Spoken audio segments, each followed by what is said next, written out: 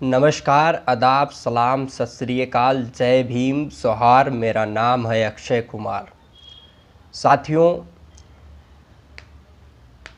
आप सभी के बीच बाबा साहब डॉक्टर भीमराव अंबेडकर का लाइफ एंड मिशन,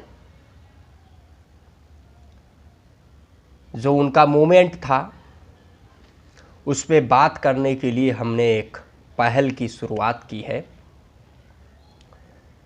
और मैं आप सभी से अपील करना चाहता हूँ, निवेदन करना चाहता हूँ, क्योंकि डॉक्टर बाबा साहब भीमराव अंबेडकर ने अपने आखिरी संदेश में यही कहा था कि जिस मूवमेंट को मैं लाया हूँ, उस मूवमेंट को आप सब लोगों की ये जिम्मेदारी है कि उस मूवमेंट को आगे बढ़ाएं। अगर आगे नहीं बढ़ा सकते हैं तो कम से कम उसको पीछे करने का कार्य न करें, जहाँ पर हमने लाकर छोड़ा है वहीं पर छोड़ दें।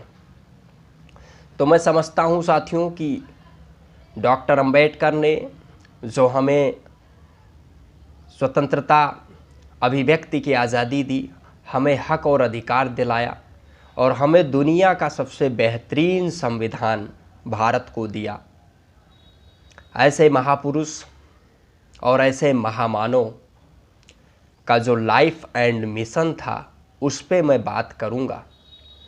साथियों, मैं सबसे पहले बताना चाहूँगा कि बुद्धम पब्लिकर्स की एक पुस्तक है और इसके लेखक हैं डॉक्टर M.L.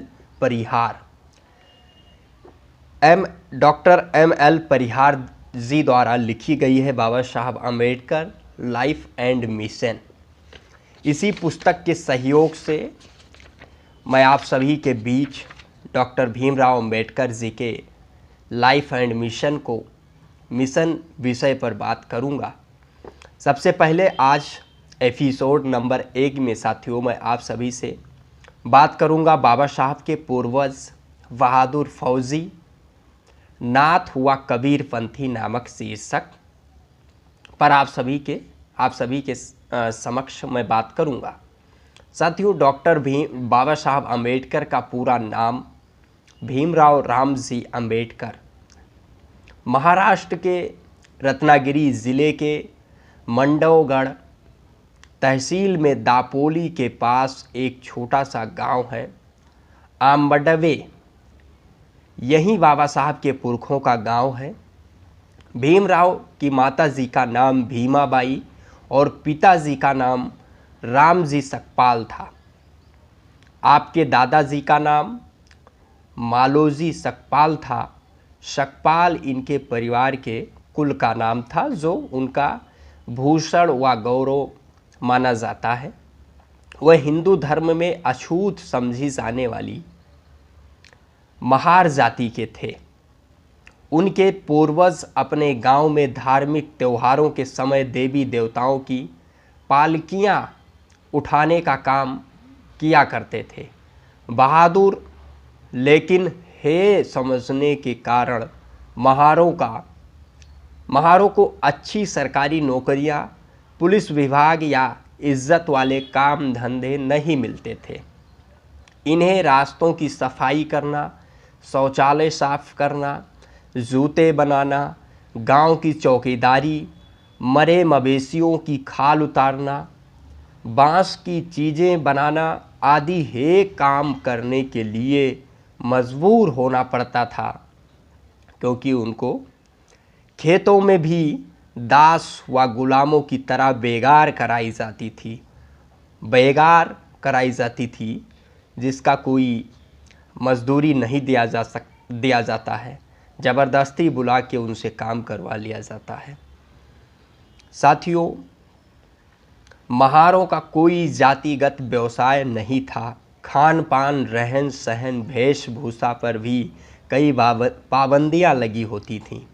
हर ओर अपमान व शोषण के कारण इस बहादुर व बुद्धिमान कौम का जीवन नारकीय व पशुओं से भी बदतर था।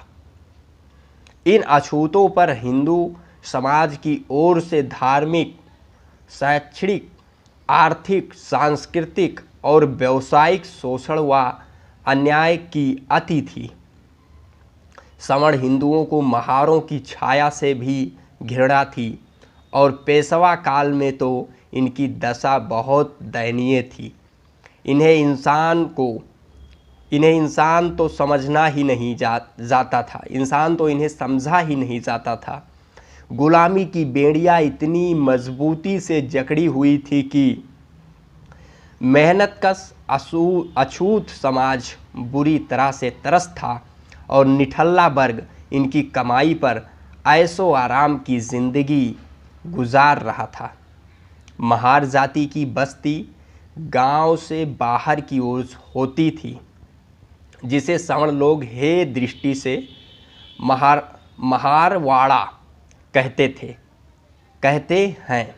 इतिहासकारों का मानना है कि महार महाराष्ट्र के मूल निवासी थे और उन्हीं के नाम पर महा प्लस राष्ट्र या महाराष्ट्र नाम पड़ा। महार शब्द की उत्पत्ति महा प्लस अरि से मानी जाती है, यानी बड़ा दुश्मन। इस जाति के लोग मजबूत कद काठी वाले, रौबीली आवाज़, बुद्धिमान व बहादुर लड़ाकू प्रवृत्ति के होते थे। इसी कारण राजा महाराजाओं द्वारा सेना में महारों को प्राथमिकता से रखा जाता था। इसी कड़ी में उस समय भारत में आने वाले यूरोपीय लोगों ने बहादुर महारों की पहचान करने में देर नहीं की और ईस्ट इंडिया कंपनी की बॉम्बे आर्मी में महार रेजिमेंट की भर्ती की। दरअसल ब्रिटिश सेना में भर्ती होना गरीब महारों की मजबूरी थी। सवर्ण इन्हें नीच समझकर दुत्कारते थे। पेशवाओं की सेना में इन्हें भर्ती नहीं किया जाता था, इसीलिए अपने परिवार के पालन के लिए ब्रिटिश सेना में भर्ती होना मजबूरी थी, जहां जात पात को नहीं देखा जाता था। मुगलों, मराठों व पेशवाओं की सेना में भी कुछ महार थे। शुरू में ब्रिटिश सरकार की सेना में एक भारतीय फौजी सूबेदार मेजर पद तक पहुंच सकता था। इसी कारण कई महार सूबेदार व मेजर पद तक पहुँचे भी थे। सवर्णों को ये हजम नहीं हुआ कि अछूत फौजी अफसरों को सल्यूट क्यों दे। उन्होंने अंग्रेज़ों को महारों के खिलाफ भड़काया। आखिर सन 1892 में अछूत जातियों की सेना में भर्ती पर रोक लगा दी। सन 1898 में गटेकर कमीशन के फैसले के बाद महार अछूतों को सेना से बाहर कर दिया और जाति के आधार पर राजपूत, मराठा, सिख, गोरखा आदि रेजिमेंट की स्थापना की गई। साथियों, इसी कड़ी में मैं आप सभी से एपिसोड नंबर 2 में अंग्रेज़ों ने अछूतों में शिक्षा की किरण पहुंचाई शीर्षक विषय पर आप सभी से मैं बात करूंगा। तब तक के लिए आप सभी को जय भीम, जय संविधान, जय हिंद, जय भारत। और आप सभी से निवेदन करना चाहूँगा कि चैनल को सब्सक्राइब करें, वीडियो को लाइक करें और शेयर करें, जिससे महापुरुषों के मूवमेंट को आगे बढ़ाने में हमको मदद मिले। धन्यवाद।